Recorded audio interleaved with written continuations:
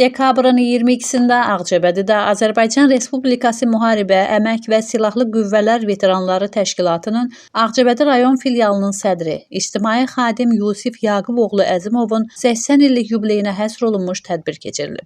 Tədbirdə rayon Ağsaqqallar Şurasının sədri və üzvləri, partiya veteranları, müvafiq təşkilatların nümayəndələri, ziyalılar, yubilyarın ailə üzvləri, yaxın qohumları, ictimaiyyət və media nümayəndələri iştirak ediblər. Tədbirdə açılış nitqi ilə çıxış edən Ağcabədi rayon İcra Hakimiyyəti başçısının müavini, İctimai, Siyasi və Humanitar Məsələlər şöbəsinin müdiri Vüsalə Məmmədova Yusif Əzimovun nümunəvi ömür yolu keçdiyini bildirib, bu kimi tədbirlərin gənc nəslin tərbiyəsində də böyük rol oynadığını diqqətə çatdırıb.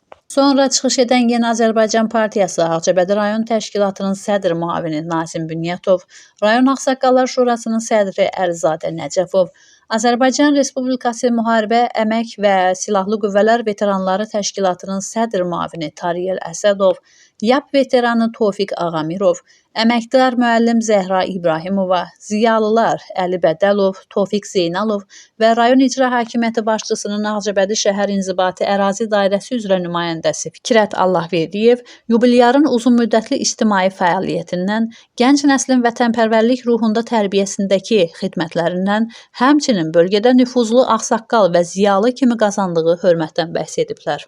Daha sonra Yusif Əzimovun övladları və nəvəsi çıxış edərək ona öz ürək sözlərini bildiriblər. Övladların çıxışı tədbirdə duyğulu anlar yaşadıb. Sonda yubilyara rayon İcra Hakimiyyətinin və YAP Ağcabədi rayon təşkilatının hədiyyələri təqdim olunub, tədbir iştirakçıları ilə birgə xatirə şəkilləri çəkdirilib. Məhsəti Musa, Kənan İsayev, Aran Ağcabədi internet televiziyası üçün.